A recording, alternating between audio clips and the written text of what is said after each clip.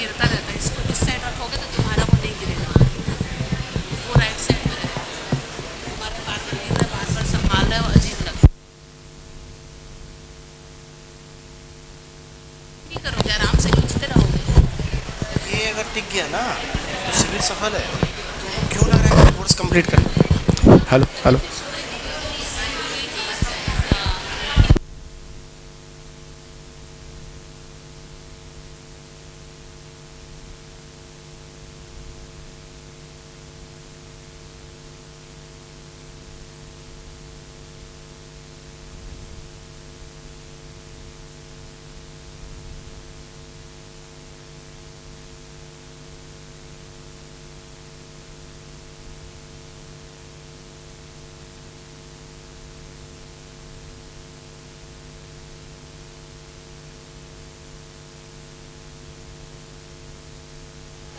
Hello hello hello.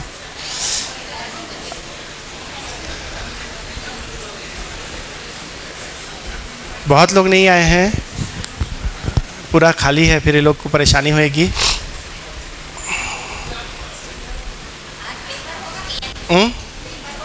Exam देना है आपको। दीदी बोल रही है आज पेपर होगा क्या, एग्ज़ाम।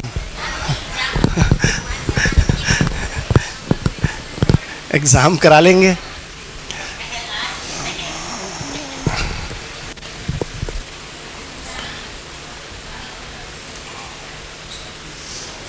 देखिए जो लोग अभी लोग आ रहे हैं, इसलिए ये जो स्क्रीन पे है ना, इसको पढ़िए, ये आप लोगों के लिए ही है ना। हम लोगों ने जो, अच्छा भैया दीदी लोग नए आए हैं, भैया दीदी आप लोगों के अभी परिचय हो जाए।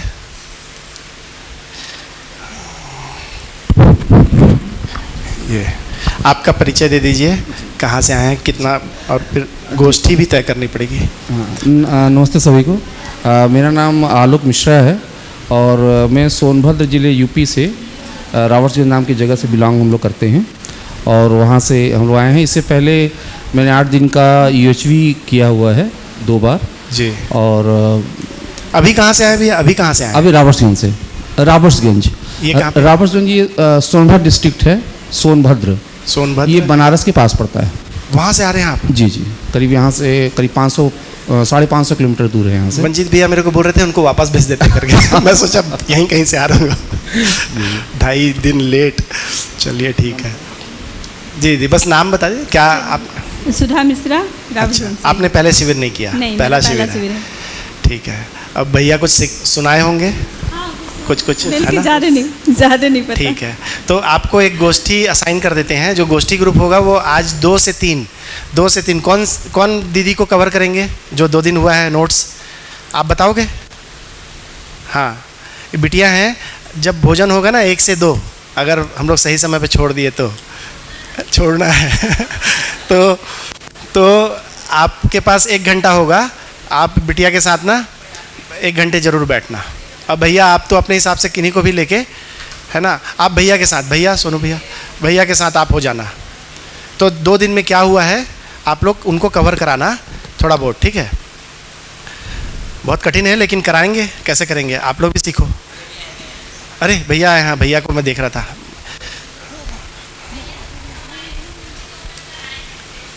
आज और 2 आए हैं। आप लोग कहाँ हैं वो?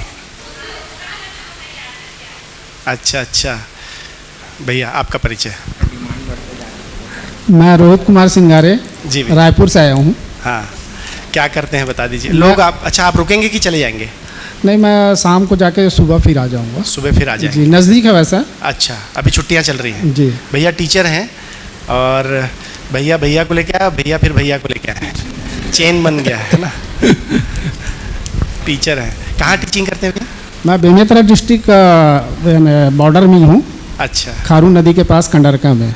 अच्छा, मज़े की बात यह है भैया को पहले से, क्योंकि ये टीचर हैं तो छत्तीसगढ़ शासन में काम हुआ था, मैं बताया था ना पहले दिन 2008 से 2013-14 के बीच में। तो भैया ने ये पूरी बात NCERT के किसी कोर्स में, बताइए भैया क्या बोल रहे थे?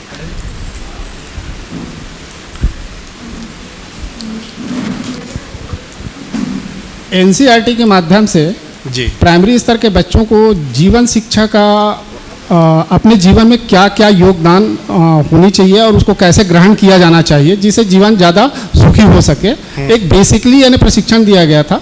जी, बढ़िया भैया। और तो आपने अटेंड किया था? जी। कितने दिन का था? वो 5 दिन का था। 5 दिन? जी। तो ऑनलाइन करते थे? नहीं, ऑफलाइन ही था। अच्छा, कोई ट्रेनर आते थे वो जी, लेते जी, थे? जी। तो आपका तो हो गया है, बढ़िया। इनको तो आसान लगेगा। ठीक है, तो भैया आप ना सुनो भैया, दोपहर को लंच के टाइम पे आप लोग यहीं मिल लेना और आप उनके साथ बात कर लेना और आप उनका कवर कराना और आप भैया इन दोनों का कवर कराना। और भैया जब कवर कराएंगे ना तो और भी जिन लोगों को मन है वो लोग भी कवर करने में आ जाना। ठीक है, तो मुद्दा ये है कि जो 2-2.5 दिन का छूट गया है वो उनका पूरा हो जाए।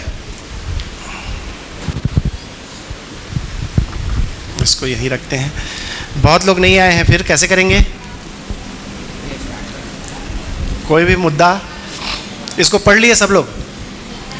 क्या लिखा हुआ है? मानव का समस्त प्रयास सुखी होने के लिए होता है। अच्छा, सबसे पहले तो अभी शिविर शुरू हो रहा है, ये ऑफिशियली ये है शिविर शुरू होना। अभी तक तो हम लोग बैकग्राउंड ही बना रहे थे, तो ये हुआ है। अब जो है हम लोग अब अपना कंटेंट पे एंट्री कर रहे हैं। जो नागराज जी ने जो जीवन विद्या प्रस्तावित किया था, अब हम लोग उसके मुद्दों पे एंट्री कर रहे हैं। तो हमारा जो चैप्टर 1 है, जिसको कि हम चैप्टर 1 की तरह देख रहे हैं या सेट 1 की तरह देख रहे हैं, उसमें अब हम लोग एंट्री कर रहे हैं, है ना। तो अभी तक तो ये था कि हम लोगों की आपस में बॉन्डिंग हो जाए, दोस्ती हो जाए, एक स्वीकृति हो जाए कि यहाँ क्या कर रहे हैं हम करके। तो हाँ, मतलब आप लोग एकदम शिविर के पहले ही सेशन में हो दीदी, यहीं से शुरू हो रहा है शिविर। ठीक है, बहुत लोग नहीं आए हैं, कैसे करेंगे? देखिए, आपके साथ के लोग नहीं आए हैं, फ़ोन करिए उन लोग को, बुलाइए, नहीं तो फिर छूटेगा। तो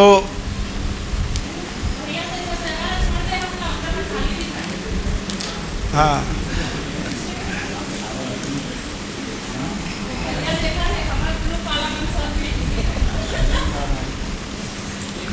सबके परिचित आ गए हैं, फ़ोन ऑन लगाइए।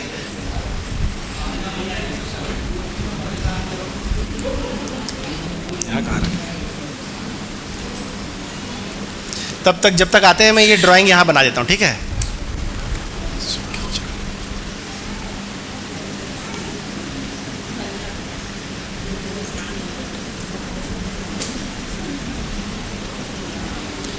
मेरे को मात्रा का बहुत प्रॉब्लम होता है।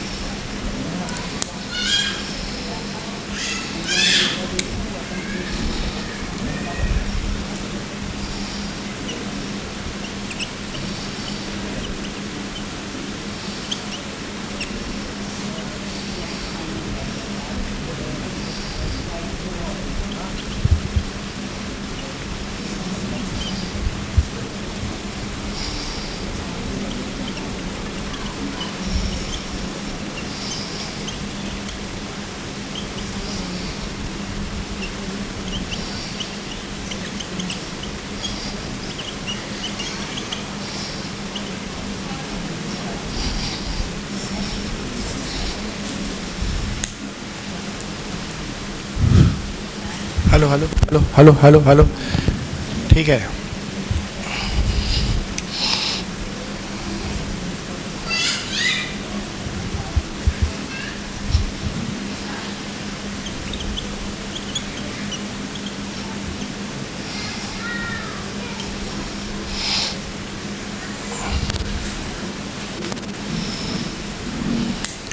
ठीक है, तो मेरे ख्याल से शुरू करते हैं।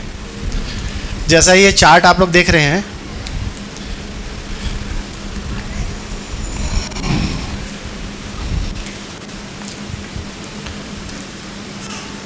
तो हम लोगों ने पिछले 2 दिन में जो बात करी है उस बात को वापस से रिकैप करते हैं। इसका तो मैं फ़ोटो खींच के भी डाल दूंगा और लिखने से कोई फ़ायदा नहीं है। अभी अगर मैं मिटा के फिर से लिखूंगा ना, मैं कुछ और बना दूंगा वो बदल जाता है, वो उसका कोई वो नहीं है। देखो, एक बार बात समझ में आ जाए फिर आप उसमें कुछ जोड़ देते हो। ये जो नीले बॉक्स में है ना, वो मैंने वहाँ से बनाया, ठीक है। जो लाल काले में लिखा हूँ ये तो मैं अभी फिर मिटाऊंगा ना तो कुछ और बना दूंगा। तो कोई चीज़ समझ में आ जाती है फिर आप उसको अनेक तरीके से रख पाते हो ना। तो इसीलिए समझने पे फोकस करेंगे तो बहुत फ़ायदा होगा। हमारे पूरे शिविर का आधार ये चार्ट है।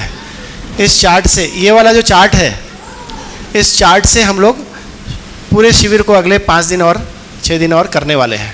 ठीक हो गया। तो इसमें जैसे कि हम लोग देख रहे हैं कि मेरे साथ पढ़ेंगे इसको। बच्चा इधर पढ़ो, देखो क्या लिखा हुआ है। क्या लिखा हुआ है? जरा सोचिए, जब मानव का समस्त प्रयास सुखी होने के लिए होता है। इसमें हम लोग तय हो गया कि मानव जो कुछ भी करता है सुखी होने के लिए करता है। ठीक हो गया। अब जरा सोचिए, अजीब विडंबना है। विडंबना मतलब पता ही है, हिंदी शब्द है। विडंबना मतलब हम जैसा चाहते हैं, हमको पता भी है लेकिन कर नहीं पाते हैं, तो विडंबना बोलते हैं। क्या है? हम मानव निरंतर सुखपूर्वक जीना चाहते हैं, परंतु हमारे ही आचरण से अनेकों समस्याएं घट रही हैं। क्योंकि हम अपने आचरण से अपनी ज़िंदगी में देखिए, हम कब सवेरे सवेरे उठते हैं और सोचते हैं कि आज मेरा किसी से लड़ाई होना चाहिए, मैं कहीं दुखी हो जाऊं, कहीं बहस होना चाहिए, अव्यवस्था होनी चाहिए, कोई समस्या पैदा हो। ऐसा तो हम चाहते नहीं, लेकिन हम सुखपूर्वक जीना तो चाहते हैं, परंतु हमारे ही आचरण से अनेकों समस्याएं घट रही हैं जो हमारी ही मूल चाह में बाधक हो जा रही हैं। हमारी ही मूल चाह क्या है बताइए? मूल चाहना क्या है ना? हमने बात करी थी मानव में निहित सुख की चाह। ये जो सुख है, निरंतर सुखी होना, यही हमारा मूल चाहना है ना, यही मूल चाहना है।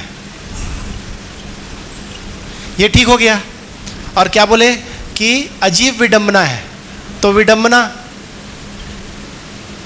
ऐसा थोड़े ना है कि इस हॉल में आके आप लोगों को ये सब पता चला। ठीक है, भाषा हम लोग दे दिए, भाषा ही दिए हैं और उसको स्ट्रक्चर कर दिए। यहाँ आने के पहले भी हम यही तो कोई ऐसा अंतर नहीं हुआ, बस हम इसको स्ट्रक्चर कर दिए, एक कमरे में बांध दिए, एक सिस्टम में बांध दिए, है ना। बाकी ये हमको पता ही था कि हम निरंतर सुखपूर्वक जीना चाहते हैं। ऐसे क्लासरूम में नहीं पता चला था हमको, लेकिन हम यही तो कर रहे थे ना, सुखी होने के लिए कर रहे थे। तो लेकिन विडंबना क्या है कि हमारे आचरण से, हमारे आचरण से, तो ऐसा नहीं बोलना है कि दूसरे के आचरण से, दूसरे के आचरण से भी होता है। तो आचरण में कोई कमी है क्या किसकी? तो हो सकता है कुछ लोगों की अच्छी हो, कुछ लोगों की कमज़ोर हो, लेकिन ये एक आदमी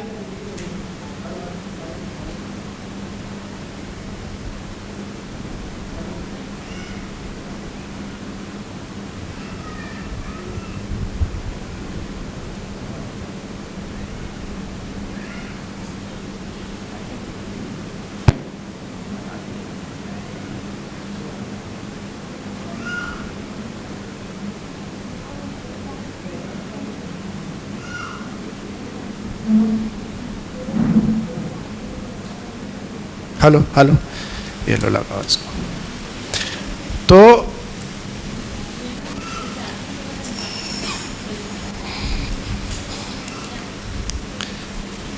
फिर से देखते हैं क्या बोल रहे हैं कि विडंबना क्या है कि हमारे आचरण में अनेकों समस्याएं घट रही हैं। तो आचरण में कोई कमी है, उस कमी से क्या हो रहा है, मैं करने जाता हूं कुछ और जो फल परिणाम है वो कुछ और आता है, तो उसी को बोल रहे हैं समस्या। समस्या बराबर दुख, हम लोगों ने कल देखा था। समाधान बराबर सुख, है ना। तो ये एक बात हो गई। फिर अगला क्या बोल रहे हैं, पर मानव ऐसा क्यों कर रहा है। अजीब विडंबना है। देखो ये मुद्दा बहुत सीरियस है।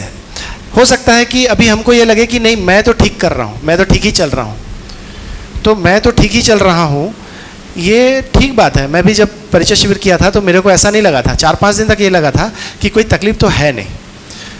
तुम ये शिविर क्यों कर रहे हो, ये शिविर ही क्यों करा रहे हो भाई, अभ्युदय संस्थान ये शिविर क्यों आयोजित कर रहा है, जरूरत क्या है, सबका ठीक ही तो चल रहा है, ऐसा मेरे को तो लगा था। जब तक मेरा ध्यान ना यहाँ नहीं गया था, परिवार में सब ठीक चल रहा है क्या, है ना। अगर देख नहीं पा रहे हैं तो देखना पड़ेगा, परिवार में सब ठीक चल रहा है क्या। देखो समस्या क्या क्या है, जब परिवार में देखते हैं तो फिर समस्या के रूप में क्या क्या दिखाई देता है।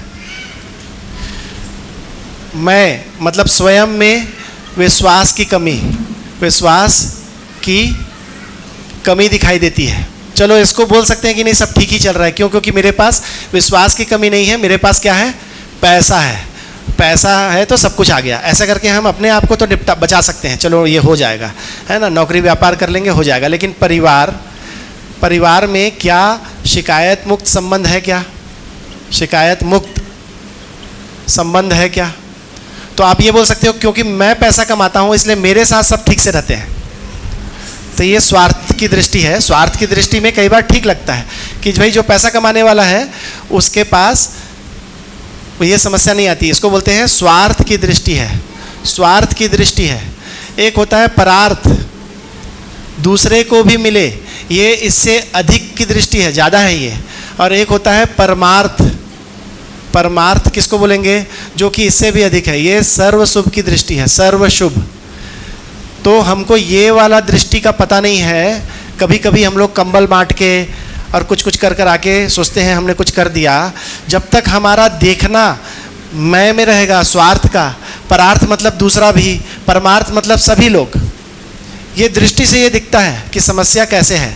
तो परिवार में शिकायत मुक्त संबंध है क्या, तो कोई बोल सकता है नहीं हमारा ठीक ही चल रहा है, थोड़ी बहुत लड़ाई झगड़े होते हैं। तो फिर आपको ये देखना पड़ेगा कि क्या परिवार में समृद्धि है क्या। तो आप बोलोगे ये भी मेरा ठीक ही चल रहा है, बोल ही सकते हो, लेकिन क्या ऐसा आप अपने पड़ोसी परिवार में देख पा रहे हो। पड़ोसी क्या, अपने संबंधी जो रिश्तेदार हैं, बड़ा भाई, छोटा भाई, बहन, साली, है ना, मौसी, चाचा, सब में ये हो रहा है क्या। हो सकता है आपका सेटल हो, क्यों, क्योंकि आपके पास है क्या, पैसा। तो कोई बात नहीं, मैं तो बोल रहा हूँ कि नहीं दिखता है, कोई बात नहीं, लेकिन देखने के लिए हमको ही प्रयास करना पड़ेगा। क्यों प्रयास करना पड़ेगा, क्यों देखना पड़ेगा, बताइए। मैं बोला ना हम लोग शिविर क्यों कर रहे हैं, क्यों प्रयास करना पड़ेगा देखने का। क्योंकि हमने पता किया कि हमारी मूल चाहना क्या है, सुख होना। और सुखी के लिए क्या हमने और एक और चीज़ क्या जोड़ दिया, निरंतर सुखी। तो नागराज जी ये बता रहे हैं, और नागराज जी क्या पूरी पीछे की पूरी दर्शन परंपरा, जो पीछे इतने सारे जो दर्शनकार हुए, जितने भी महापुरुष हुए, सब ये बता रहे हैं कि सुख है ना, वो निरंतर सुख कब होगा, जब आपके पास ये वाली दृष्टि होगी। ये दृष्टि से कम में निरंतर सुख को कोई पाएगा ही नहीं। ये दृष्टि चाहिए, सर्वसुख की दृष्टि से ही होता है। अगर मेरे पास सर्वसुख की दृष्टि नहीं है तो निरंतर सुखी नहीं हो सकता। ये मुद्दा है, इसीलिए मुझे ऐसे देखने का प्रयास करना पड़ेगा। ट्राई करिए, देख के देखिए, वो जो निरंतर बना रहेगा ना तभी बना रहेगा। तो मानव का डिज़ाइन क्या है, अगर मानव का डिज़ाइन बोले तो मानव का मूल डिज़ाइन क्या है, मानव उपकार पूर्वक जीता है, तभी उसमें अंतर है। उपकार पूर्वक जीना ही मानव का डिज़ाइन है, मानव उपकार पूर्वक जीता है, यही उसका मूल डिज़ाइन है। जानवर से अंतर मानव में यही है, उपकार पूर्वक जीता है। अगर ये निरंतर सुख वाली हमको बात चाहिए तो आप में ये उपकार होना चाहिए, ये उपकार। अब उपकार क्या है बोलोगे तो, उपकार क्या है, ये हमारा मूल डिज़ाइन है। इसको करने से ही हम निरंतर सुखी होंगे। ठीक है। उपकार क्या है? बहुत आसान है। पहला, समझे हुए को समझाना, समझे हुए को समझाना। अच्छा, कौन समझा पाएगा? तो खुद समझना पड़ेगा। एक ये बात हो गई, समझे हुए को समझाना, एकदम आसान है। दूसरा क्या है? सीखे हुए को सिखाना। भाई हम रोटी कपड़ा मकान भी तो चाहिए, सब कुछ चाहिए, तो उसको भी सीखते हैं तो सिखाते हैं। और तीसरा क्या है? किए हुए को, जो हमने कर लिया है, जो हमने कर लिया, हम सफल हो चुके हैं, उसको कराना। ये मूल मुद्दा व्यवहार का मुद्दा है। यहाँ पे व्यवहार, ये सीखना होता है। और ये कार्य से संबंधित मुद्दा है, रोटी कपड़ा मकान वाला, ये संबंधों वाला मुद्दा है। और ये क्या है? लक्ष्य वाला मुद्दा है। प्रयोजन, मेरा कोई लक्ष्य है कि नहीं है जिसके लिए मैं निरंतर सुखी होऊंगा। तो पहले मुझे समझना पड़ेगा, मुझे सीखना पड़ेगा, मुझे करना भी पड़ेगा। ये उपकार है। उपकार कौन सा भाग है इसमें से? उपकार वाला भाग ये वाला है। यही आदमी को, मानव को जानवरों से अंतर करता है। ठीक है। तो इसलिए आपको ये लग ही सकता है कि मेरी ज़िंदगी में क्या तकलीफ़ है, और थोड़ी बहुत है वो पैसे से ठीक हो जाएगी, और ऐसा लगता ही है। मेरे को तो लगा था, मेरे को लगा था कि इतनी भी समस्या नहीं है, क्यों शिविर कर रहे हो। तो फिर मुद्दा ये आया कि जब तक स्वार्थ से परार्थ और परार्थ से परमार्थ में नहीं आएंगे, निरंतर सुखी नहीं होंगे। इसलिए मुझे ये समझना पड़ेगा। समझने पे ये समझ में आया कि सर्वसुख को सोचने से तो मज़ा आता है, अच्छा लगता है। सोचिए, जितना सोचे वो ख़त्म नहीं होता है। तो ये भी एक बात पता चली कि स्वार्थ मतलब मेरे को मिल जाए, मेरे परिवार को मिल जाए। परार्थ मतलब अनेक लोगों को मिल जाए, मेरे जितने भी संपर्क में हैं, संबंध में हैं, सबको मिल जाए। और परमार्थ क्या है? पूरी धरती को मिल जाए, सबको मिल जाए। ये जो दृष्टि का जो ग्रोथ है, ये कैसे होगा? तो ये देखने से होगा। ये दृष्टि, हम लोग अभी दृष्टि की बात की है, ये दृष्टि पहले मेरे को पता तो चले कि ये दृष्टि मेरे में नहीं है, या ये दृष्टि मेरे में है। और अगर ये दृष्टि मेरे में है तो इसका पोषण करेंगे हम, इसी को हम खाद देंगे ना, इसी को खाद पानी धूप देंगे।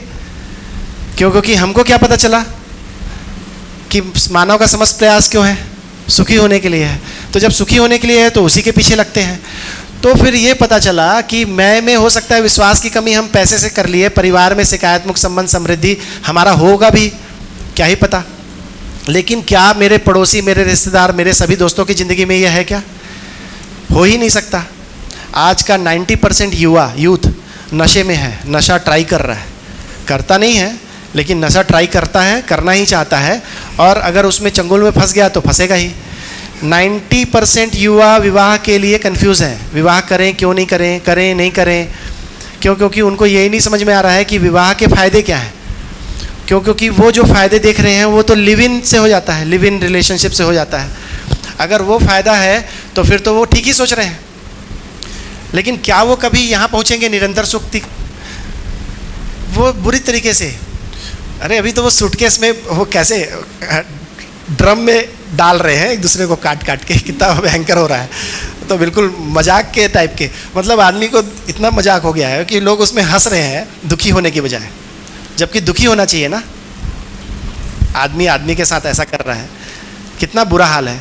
तो कहीं ना कहीं हमको थोड़ा अपना देखने का फैलाव बड़ा करना पड़ेगा कि अगर मैं चलो थोड़ा बहुत ठीक भी लग रहा हूँ तो क्या मेरे दोस्त, परिवार, पड़ोसी ठीक है क्या? नहीं है तो मेरा निरंतर सुख पूरा होने में वो बाधा हो रहा है। तो इसलिए मैं उसको थोड़ा फैला के देखता हूँ तो क्या दिखाई देता है? पड़ोसी, रिश्तेदार, तो शिकायत मुक्त संबंध समृद्धि। फिर एक और जगह पे देखना पड़ेगा, क्या देखना पड़ेगा? समाज के स्तर पे क्या चल रहा है। समाज के स्तर पे मान भय, पद भय, यही तो चल रहा है। मान और पद, धन, जितने भी भय हैं वो यहाँ निकल के आ रहे हैं एकदम बुरी तरीके से। तो यहाँ पे समाज में अभयता है क्या? अभयता, किसी भी तरीके की अभयता नहीं है। तो भय का माहौल है। महिलाएं अपने बच्चों को अपने रिलेटिव्स के साथ नहीं छोड़ती अकेले में, खासकर महिला बच्चियों को तो बिल्कुल नहीं छोड़ती, मतलब लड़कियों को। कितना सारा चरित्र का इशू आ गया है। फिर भय का क्या क्या माहौल है देखिए। शिक्षा बिक रही है कि नहीं बिक रही है? शिक्षा बिक रही है। तो जब शिक्षा बिक रही है तो मेरे को खरीदना पड़ेगा ना, तो इसीलिए मैं संग्रह करूँगा, पैसा इकट्ठा करूँगा। तो ये जो मुद्दे हैं, शिक्षा वो सुलभ है क्या? नहीं है। स्वास्थ्य, सुलभ है क्या? नहीं है। उत्पादन तो कोई करता ही नहीं है, सबके सब मॉल से माल खरीद रहे हैं, मॉल से। खेती गौपालन मुट्ठी भर लोग करने लगे हैं बस, खेती उत्पादन जिसको मेहनत बोलते हैं, जो श्रम बोलते हैं, है ना। और कोई श्रमिक बनना चाहता है क्या? लेबर कोई नहीं बनना चाहता। तो कहीं ना कहीं पूरा का पूरा मानव जाति इससे तो भाग रहा है ना। तो श्रम करने को तो छोटा काम मान लिया हमने, तो वो भी एक गया। न्याय हो रहा है क्या? जो अच्छे चरित्र के साथ है वो प्रतिनिधि बन रहा है क्या? आज हमारे गांव में पंच, सरपंच, विधायक, पार्षद, मुख्यमंत्री कौन बनते हैं? अच्छे चरित्र वाले या ज़्यादा नोट वाले? तो न्याय तो हो ही नहीं रहा है। ऐसे चरित्र आगे जाएंगे तो वो सारा का उनके हिसाब से होगा। तो न्याय घर में भी होता है, पद के साथ न्याय करना है ना। तो मैं एक सही पिता हूँ क्या? एक सही भाई हूँ क्या? सही बेटा हूँ क्या? तो मेरे दायित्व कर्तव्य पूरे नहीं कर रहा हूँ तो न्याय नहीं कर रहा हूँ। तो इस तरीके से ये व्यक्ति से लेके पूरे व्यक्ति, परिवार, समाज और प्रकृति तक जाएगा, है ना। ये जो हम जंगल काट रहे हैं, मिट्टी को प्रदूषित कर रहे हैं, बंजर बना रहे हैं ना, नदियों को प्रदूषित कर रहे हैं, सब कुछ तो कर रहे हैं हम, तो न्याय नहीं हो रहा है। विनिमय मतलब लेन देन की बजाय सब कुछ पैसे से हो रहा है। तो पैसे को लोग इकट्ठा कर रहे हैं बैंक में, और काला बाजारी, सब कुछ गड़बड़ हो गया ना। विनिमय जैसा चीज़ कब होगा? जब ये होगा, उत्पादन करेंगे तब तो विनिमय करेंगे। तो सारा कुछ है ना बहुत मुट्ठी भर लोगों के पास चला गया है, और वो मुट्ठी भर लोग दो जगह पे खड़े हैं। एक बड़े इंडस्ट्रियलिस्ट एकदम फ्लिपकार्ट और ये और वो हो गए हैं, वो उत्पादन वो विनिमय कर रहे हैं, और एक एकदम ज़मीन पे बैठा हुआ आदमी जो रोड के किनारे दुकान लगा रहा है। बीच का पूरा मानव जाति इससे गायब हो चुका है। तो कहीं ना कहीं समाज में अभयता नहीं है। क्योंकि ऐसे अवसर नहीं हैं, ऐसे अवसर मिलने पड़ेंगे ना। इन अवसरों के होने से आदमी भय मुक्त होगा। ऐसे अवसर तो बन नहीं रहे हैं। फिर उसके बाद प्रकृति का तो क्या ही कहें, असंतुलन जो हो रहा है, ठीक है। तो फिर उपकार पूर्वक ही जीता है। और हमारी बात हुई कि मानव में निहित सुख की चाह, ये तो हम लोगों का स्थिर हो गया है ना। तो हम लोग वापस अपने मेन चार्ट पे आते हैं। तुम ठीक बोल रहे थे, मैं कहीं भी चले जाता। ठीक बात। तो ये जो मुद्दे हैं ये बीच में जोड़ने थे, मैं जोड़ दिया। इसको वापस मिटा दूं? फ़ोटो खींच लेते हैं। बच्चा फ़ोटो खींच ले तो ग्रुप में डाल देना, है ना।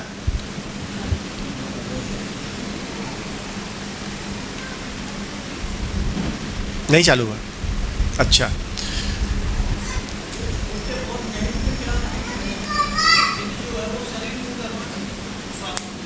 कौन सा? हित, स्वास्थ्य मूलक, स्वास्थ्य, शरीर स्वास्थ्य, प्रिय, कहाँ लिखा है? अच्छा, निहित। निहित मतलब कि शामिल। हाँ, जैसे कूलर में पानी निहित है तो उसमें है, तो मानव में निहित है, उसमें है। सुख की चाह है ना। निहित एक सिंपल शब्द है ना। तो फिर हम लोग कहाँ आ गए? वापस इसमें आ गए कि मानव में निहित सुख की चाह है। इसको हमने 1 नंबर बोला है। यहाँ तक अपन साथ साथ हैं। और फिर हमने क्या बोला कि दूसरे नंबर में बोला उसकी समझ। उसकी समझ, सबके पास अपनी अपनी समझ है। और फिर हमने समझ को ओपन किया है। देखिए यहाँ पे लिखा हुआ है, समझ 2 तरीके की हो सकती है, एक पूर्ण समझ और एक मान्यता। अच्छा, मान्यता भी 2 तरीके का हो सकता है, सही भी हो सकता है और गलत भी हो सकता है। तो मान्यता में भी जब सही है तो ये वाला जो सही है वो ये वाला सही सेम हो गया ना। सही भी हो सकता है, गलत भी हो सकता है। इसका क्या मतलब हुआ कि जो मेरी मान्यता में है, मान्यता में जो है समझ है ना, वो क्या हो सकता है? सही भी हो सकता है और गलत भी हो सकता है। तो लेकिन जब मैं मान्यता में सही बोल रहा हूँ तो क्या मैं इसको जाना हूँ? क्या जाना हुआ है क्या मेरा? ये मेरा मान्यता में है, ये सही हो सकता है, लेकिन ये अगर मैंने जाना हुआ नहीं है, मेरा इसमें कंट्रोल नहीं है, तो मैं इसको बदल सकता हूँ, बदल सकता हूँ। मैंने किसी चीज़ पे अगर मेरा कंट्रोल नहीं है, मैंने उसको मान लिया है, माना हुआ है ना। मान्यता क्या होता है? माना हुआ है। कल को कोई और बड़ा आदमी आएगा, कोई उपलब्धि भरा हुआ आदमी आएगा, तो वो मेरी मान्यता बदल सकता है, बदल सकता है। तो सही होने के बावजूद ये मेरा है कि माना हुआ है? माना हुआ है। और समझ क्या बोल रहे हैं? वो मेरा है, वो समय, देश, काल, परिस्थिति से नहीं बदलेगा, ठीक है। जैसे जैसे झूठ बोलना बुरी बात है, ये समय के साथ बदल जाता है क्या आपका? नहीं बदलता ना। वो अलग बात है कि हम करते क्या हैं, लेकिन ये हमने जान लिया है ना कि झूठ बोलना गलत बात है। बचपन से हमने देख लिया कि झूठ बोलना बुरी बात है। ये हमारा जाना हुआ है कि झूठ बोलना गलत बात है। क्यों? क्योंकि जब हमारे साथ कोई करता है तो हमको भी बुरा लगता है। करते क्या है वो अलग बात है। मान्यता जो है ना उसमें सही भी हो सकता है। जैसे झूठ बोलना बुरी बात है, झूठ बोलना बुरी बात है, यहाँ आएगा कि वो वहाँ आएगा, पूर्ण समझ में आएगा।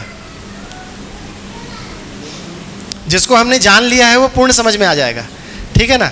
जो हम जान लिए हैं, जो हमारा किसी और के दबाव से नहीं बदलता है। तो हम कैसे जीते हैं? हम बिना जाने मान के जीते हैं, बिना जाने मान कर जीते रहते हैं। और जब हम सही होते हैं तो हम क्या होते हैं? सुखी होते हैं। और जब गलत होते हैं तो क्या होता है? दुखी होते हैं। तो हम लोगों ने देखा था ना कि कभी सुख कभी दुख। तो कैसे आया कभी सुख कभी दुख? समझ में आया कि मानव में कोई निहित सुख की चाह है और हम में कोई समझ है। समझ में अगर मान्यता है, मान्यता में जब हम सही रख देते हैं तो हमको क्या मिलता है? फल परिणाम में सुख मिलता है। और जब हम मान्यता में गलत रख देते हैं तो दुख मिलता है। तो हम क्या बोलते हैं? सुख दुख साथ साथ है। हमको ये पता ही नहीं चल रहा है, या हमको आज पता चल रहा है कि नागराज जी कह रहे हैं कि जो समझ है वो पूर्ण समझ हो सकती है, पूर्ण समझ हो सकती है। तो क्या मतलब हुआ? यहाँ लिखा है, देखिए प्रस्ताव क्या है, इस चार्ट का प्रस्ताव है। हमारा प्रस्ताव क्या है? यहाँ लिखा हुआ है कि कोई ऐसी पूर्ण या सही समझ है ही नहीं जो मानव में निहित सुख की चाह को पूरा कर सके। ऐसा लग रहा है फिर तो कभी सुख कभी दुख, तो सिर दुख रहा है। हाँ, तो देखिए क्या चॉइस है। दो बातें हुई। हमने बोला कि अगर समझ पूर्ण होगी तो हम निरंतर सुखी होंगे। अभी क्या है? मान्यता से हम चलते हैं तो कभी सुख कभी दुख। ये चार्ट समझ में आना है, फिर उसके बाद अपन इसको। तो अभी एक प्रस्ताव दे रहे हैं कि क्या ऐसी कोई पूर्ण या सही समझ है ही नहीं जो मानव में निहित सुख की चाह को पूरा कर सके। ऐसा हम मान सकते हैं कि नहीं, इस संसार में कोई ऐसा प्रस्ताव है ही नहीं। हम क्या कह रहे हैं कि ऐसी पूर्ण या सही समझ तो है, परंतु मानव जाति अभी तक उसे खोज नहीं पाई है। ये हम कह रहे हैं। अभ्युदय संस्थान इसीलिए खुला है। क्या समझ में आया? क्या समझ में आया? ऐसी पूर्ण या सही समझ तो है। जब सही समझ होगी, पूर्ण समझ होगी तो निरंतर सुख होगा। इसीलिए 2 दिन लेट आने से हम लोग आप लोगों को देख रहे हैं कि हम 2 दिन से यही तो बैठा रहे थे लोगों को। तो कोई बात नहीं। तो जो देखिए उसकी समझ है उसमें या तो पूर्ण समझ होगी या मान्यता होगी। अगर मान्यता है तो वो सही भी हो सकती है और गलत भी हो सकती है। अगर सही होगा तो क्या होगा? सुख। यहाँ फल परिणाम में क्या होगा? सुख, है ना। और अगर गलत होगा तो दुख। इसीलिए कभी सुख कभी दुख। अभी नागराज जी की वजह से हमको ये बात पता चला कि वो बोल रहे हैं कि कोई पूर्ण समझ नाम की चीज़ है जो मैं जीवन विद्या के रूप में आप लोगों को दे रहा हूँ। ये ठीक हो गया। अब हमारे बीच में ये प्रश्न आ सकता है कि क्या ऐसी कोई पूर्ण या सही समझ है ही नहीं जो मानव में निहित सुख की चाह को पूरा कर सके। तो हम बोल रहे हैं नहीं, हम बोल रहे हैं ऐसी पूर्ण सही समझ तो है, परंतु मानव जाति अभी तक उसे खोज नहीं पाई है। क्या बोल रहे हैं नीचे? जीवन विद्या सह अस्तित्ववाद एक ऐसी ही पूर्ण समझ का प्रस्ताव है। फिर से क्या लिखे? प्रस्ताव बोल रहे हैं। हम लोग साथ साथ हैं, समझ में आ रहा है? अभ्युदय संस्थान क्यों खुला है बताइए, माइक पकड़िए, बताइए क्यों खुला है अभ्युदय संस्थान। ये चालू है, बताओ भाई क्यों खुला है अभ्युदय संस्थान? क्या लगता है? कि जो मानव की पूर्ण और सही समझ को मतलब लाने के लिए एक जस्ट प्रस्ताव है कि निरंतर सुख पाने के लिए पा सकते हैं। अभी जबकि ऐसा जो भी पीछे प्रस्ताव है, इतने सारे, कल हम लोग ने कितने सारे दर्शन देखे, है ना। और हम लोगों को क्या पता चला कि वो सही भी हो सकता है लेकिन कठिन है, दुर्लभ है, सबको नहीं मिल पा रहा है। नागराज जी क्या कह रहे हैं कि पूर्ण समझ से हम निरंतर सुखी होंगे। ये पक्की बात हो गई, पूर्ण समझ से निरंतर सुखी होंगे। ठीक हो गया। अब यहाँ पे हम बोल रहे हैं कि जीवन विद्या सहअस्तित्ववाद एक ऐसी ही पूर्ण समझ का प्रस्ताव है, इसीलिए संस्थान है। भैया कुछ बोलेंगे, देखो इतने तक बात हम लोग एक पिच पे आ जाते हैं। क्या इसे ऐसा भी समझ सकते हैं कि अगर हम सुखी और दुखी हो रहे हैं तो हमें उस सुख दुख के पीछे का मतलब नियम पता नहीं है, और जबकि सुखी होने का प्रकृति में कोई नियम है। अगर सुखी हो रहे हैं मतलब उस नियम से हम चल रहे हैं, क्या ये मतलब हुआ? मैं तो नहीं बोला अभी तक ऐसा, नहीं, मैं समझना चाहता हूँ। अभी तक तो आया नहीं है, लेकिन ठीक है, ऐसे ही है भाई। पूर्ण समझ मतलब क्या होगा? जो जीने के नियम हैं वो मुझे पता चल जाए, जो भी व्यवहार के नियम है, कार्य के नियम है, जो भी नियम है वो मुझे पता चल जाए। वो मुझे पता चल जाएगा तो मैं दुखी रहूँगा क्या? नहीं दुखी रहूँगा ना। तो लेकिन प्रॉब्लम क्या हो रही है, हमको इस चीज़ को ध्यान पकड़ना पड़ेगा कि जो उसकी समझ है उसमें पूर्ण समझ और मान्यता होती है। मान्यता क्या क्या हो सकती है? सही और गलत दोनों। क्या मान्यता मतलब माना हुआ, बिना जाने मानना। तो क्या हुआ, जब मैं जाना हुआ नहीं हूँ तो वो सही होने के बावजूद मेरे को सुखी करता है, लेकिन मैं उसको बदल सकता हूँ और फिर मेरे को लगता है कि ये क्या हो गया। प्रॉब्लम यही हो रही है ना, क्योंकि हमारा जो मान्यता में जो सही वाला है, जो कि सही समझ है, जो पूर्ण समझ है, ये हम बिना जाने मान लिए हैं, और इसीलिए कभी सुख कभी दुख। जबकि हम क्या बोल रहे हैं, मानव की चाहना क्या है? निरंतर सुख। सुख नहीं, निरंतर सुख। जब हमको निरंतर सुख चाहिए तो हमको ये पूर्ण समझ चाहिए कि नहीं चाहिए? चाहिए। मान्यता से काम चलेगा क्या? नहीं चलेगा। यहाँ तक अपन एक पेज पे आ गए जी। कोई जोड़ेगा उसमें कुछ? और एक और बात आई, अभ्युदय संस्थान क्यों खुला है? हम लोग समाज सेवी संस्था नहीं है, हम लोग समाज सेवी संस्था नहीं है। हम लोग नागराज जी की जो जीवन विद्या का प्रस्ताव है उसको लोकव्यापीकरण करने के लिए यहाँ हैं। और हम क्या बोल रहे हैं, ऐसी पूर्ण और सही समझ तो है, परंतु मानव जाति अभी तक उसे खोज नहीं पाई है। जीवन विद्या ही वो पूर्ण समझ का एक प्रस्ताव है और हम प्रस्ताव दे रहे हैं। यहाँ तक अपन साथ में हैं। फिर उसके बाद तो हमने बोला कि मानव ऐसा क्यों चल रहा है, क्योंकि उसको ये विरोधाभास है। जड़ तक पहुँचने के लिए मानव को आचरण प्रक्रिया को समझने का प्रयास करते हैं। तो ये जो चार्ट है ये क्या है, तो इसका नाम याद करिए, नहीं तो फिर भूल जाएंगे। देखिए ये 7 दिन है ना, हम चाह रहे हैं कि आपका 7 दिन एकदम पूरा यूटिलाइज हो। तो ये क्या है, ये चार्ट क्या है? ये मानव की आचरण प्रक्रिया है, आचरण की प्रक्रिया है। ऐसे जीता है मानव। अब इसको एकदम आराम से देखते हैं, इधर मत देखिए, इधर देखते हैं, ठीक है? इसको पहले बर्ड व्यू में समझ लेते हैं कि क्या बोलना चाह रहे हैं। पहला क्या बोल रहे हैं कि मानव में आचरण कैसे होता है। कोई भी ना, एक बच्चा है, वो एक स्कूल के बाहर खड़ा है और उसको ठेले में आइसक्रीम खाना है। एक युवा है, उसने IAS की तैयारी कर रहा है और उसको कलेक्टर बनना है। एक व्यापारी है, वो दुकान खोल के बैठा है, उसको खूब सारे पैसे कमाने हैं। यही है, हम ही लोगों के बीच की बात हो रही है, ठीक है? एक अभ्युदय संस्थान में रहने वाला मैं हूँ और मेरे को इस ज्ञान से संपन्न होना है, मेरे को ये पूरी समझ चाहिए। हम सभी पे लागू होगा ये चार्ट, ठीक है? अपनी अपनी जगह से देखिए। तो मेरे में कोई निहित सुख की चाह है और उसकी मेरे पास कोई समझ है। वो वाला मत करिएगा कि वो जो हम लोगों ने कल बात करी थी कि मानव का समस्त प्रयास सुखी होने के लिए है, वो तो हमको पता चला कल, ठीक है? अब उससे वापस नीचे आइए। आम आदमी, जो अभी आम आदमी देश का है, हर आदमी जो बस ड्राइवर है, जो फल बेच रहा है, जो चुनाव लड़ रहा है, जो चुनाव जीत रहा है, जो हार रहा है, जो पिता है, जो भाई है, जो पत्नी है, जिसकी शादी हो रही है, उन लोगों की बात करें। एकदम वापस नीचे आते हैं ना। ये तो हमने रिवर्स इंजीनियरिंग करके आपको बताया कि हम कहाँ पहुँचेंगे। फिर से वापस आएँ तो एक लड़का है जो कि जस्ट 12वीं पास किया है, ठीक है ना? और उसकी समझ, उसके पास उसकी कोई समझ है, उसने 12वीं पास किया है और उसकी समझ है। उसने बचपन में एक IAS ऑफिसर को उसके पिताजी को डांटते हुए देख लिया था, तो उसका लक्ष्य क्या बन गया? मेरे को कलेक्टर बनना है, ठीक हो गया। अपनी जगह पे से भी देख सकते हो, आप अपनी जगह से देखो। आप अभी क्या कर रहे हो?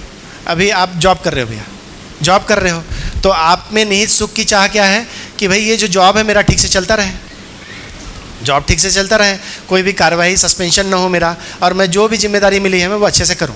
ठीक है, उसकी आप में समझ है, यही समझ है। हो सकता है और ज़्यादा हो कि थोड़ा पैसा वैसा भी कमाई हो जाए, सैलरी के अतिरिक्त भी हो जाए, अभी तो सब चलता है, तो वो मेरी समझ है, मैं वहाँ खड़ा हूँ, मेरे को चलता है ना, ठीक हो गया। हर आदमी पे ये लागू होता है, उसकी कोई समझ है, उस आधार पे वो क्या करता है, लक्ष्य का निर्धारण करता है, लक्ष्य का निर्धारण करता है कि मेरे को कलेक्टर बनना है। फिर लक्ष्य पूर्ति के लिए क्या कार्यक्रम करना पड़ता है? लक्ष्य पूर्ति के लिए वो कुछ कार्यकलाप करता है। मान लो उसका लक्ष्य है कि मेरे को जो फ्रिज में आइसक्रीम रखी है वो मेरे को खाना है, तो वो क्या करेगा? आइसक्रीम फ्रिज खोलेगा और उसको पता है कि पूछने से मना कर देंगे तो बिना पूछे खा लेता है। ठीक है, कुछ भी करेगा ना, क्या क्या करेगा? कार्य करेगा या व्यवहार करेगा, कार्य करेगा या व्यवहार करेगा। लेकिन अगर उसको कलेक्टर बनना है तो आईएएस की तैयारी करनी पड़ेगी। आईएएस की तैयारी करने के लिए वो परिवार से उसको अनुमोदन चाहिए होगा कि हाँ हम तुम्हारे को फाइनेंस करेंगे, तुमको पैसा दे, फिर ऐसे कोचिंग होने चाहिए, फिर ऐसे एग्ज़ाम भी होने चाहिए, और ऐसे कलेक्टर बनने वाले पे तो समाज भी चाहिए। फिर तो अगर मेरे को कलेक्टर बनना है तो समाज तक की ज़रूरत पड़ेगी ना। आइसक्रीम में तो फ्रिज तक हो गया था काम, मम्मी से पूछना भी नहीं पड़ा था, तो समाज तक बात गई। और अगर मान लो उसने ये लक्ष्य बना लिया है कि ये धरती सदा सदा बनी रहे, और वो ऑर्गेनिक फार्मिंग को उसने सोच लिया है, या वो जंगल बचाने के लिए, वृक्षारोपण के लिए सोच लिया है, तो फिर उसका लक्ष्य कहाँ तक भाग गया? प्रकृति तक चला गया। किसी ने हेल्थ को बहुत ऊंचा मान लिया कि हेल्थ बहुत ज़रूरी है, मेरे को हेल्थ रहना, तो हेल्दी फूड चाहिए, तो उसको ऑर्गेनिक अनाज चाहिए, तो उसको प्रकृति तक जाना पड़ेगा। परिवार ऐसा चाहिए, समाज ऐसा के साथ क्या करता है? वो क्या करता है? कार्य कलाप करता है, कार्य कलाप करता है। मैंने यहाँ पे क्या लिखा है? कार्यकलाप क्या तरीके के हो सकते हैं? 3 तरीके के होते हैं। आदमी आदमी के साथ क्या करता है? व्यवहार करता है। मानव मानव के बीच में क्या होगा? व्यवहार करता है। ठीक है, और कार्य के रूप में मानव मानव के साथ खेत है, नदी नाले पहाड़ हैं, पेड़ पौधे हैं और जानवर हैं, ये पूरी प्रकृति के साथ क्या करता है? कार्य करता है। और उस कार्य से उसको कुछ वस्तु मिलती है। क्या वस्तु मिलती है? वस्तु या सुविधा के रूप में कुछ परिणाम मिलता है। क्या मिलता है? परिणाम के रूप में, वस्तु या सुविधा के रूप में मिलता है। और फल बोलेंगे तो फल क्या मिलता है? तो मानव में समझ पूर्वक तृप्ति के रूप में मिलता है। कोई तृप्ति मिलती है, कोई संस्कार मिलता है, कोई नई स्वीकृति मिलती, कोई संस्कार मिलता है। ये फल है। नया संस्कार मिल गया या मेरा संस्कार और पक्का हो जाता है, फल। ये हर आदमी करता है। देखो मैं सारे लाइन बोल दिया कि मेरे में कोई निहित सुख की चाह है, मेरे को लगा कि आइसक्रीम खाना है, मेरी समझ ये थी कि बिना पूछे खा लेते हैं। मैं लक्ष्य का निर्धारण किया और फ्रिज खोला बिना पूछे, उसमें से कार्य किया, उठाया और खा गया। मेरे को क्या मिला? परिणाम, सुख रूपी परिणाम मिला। ठीक है, आधे घंटे बाद गाल में झापड़ भी है, क्योंकि मम्मी ने फिर झापड़ भी दिया है, तो थोड़ी देर बाद क्या मिल गया? दुख रूपी परिणाम भी हो गया। ऐसे ही एक युवा आईएएस बनने का संकल्प ले लिया, और कितने साल लगना पड़ता है उसमें? 10 साल, 12 साल, 5 साल, 8 साल। चार्टर्ड अकाउंटेंट, इस तरह की डॉक्टर कितने महंगे वाले हुए हैं ना, और वो उसमें लग जाता है, और फल परिणाम के रूप में वो एक दिन क्या बन जाता है? कलेक्टर डॉक्टर बन जाता है। ठीक है, उस दिन अगर उसको पता चले कि ये तो मैं गलत जगह आ गया, इसमें तो सुख नहीं मिल रहा है, दुख मिल रहा है, तो अब वो क्या कोई रिवर्स कर सकता है क्या उसको वापस कि नहीं?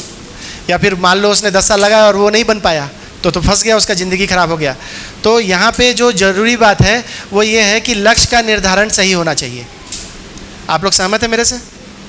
हमारे ज़िंदगी में हम जो कुछ भी करते हैं, हमको हमारे लक्ष्य का निर्धारण सही करना चाहिए। अगर हमने लक्ष्य का निर्धारण सही कर लिया तो फिर करने वाला काम ईमानदारी से करेंगे तो फल परिणाम तो मिलेगा ही मिलेगा। तो जो लक्ष्य का निर्धारण है वो हमको सही सही करना चाहिए, ये पक्का हो गया।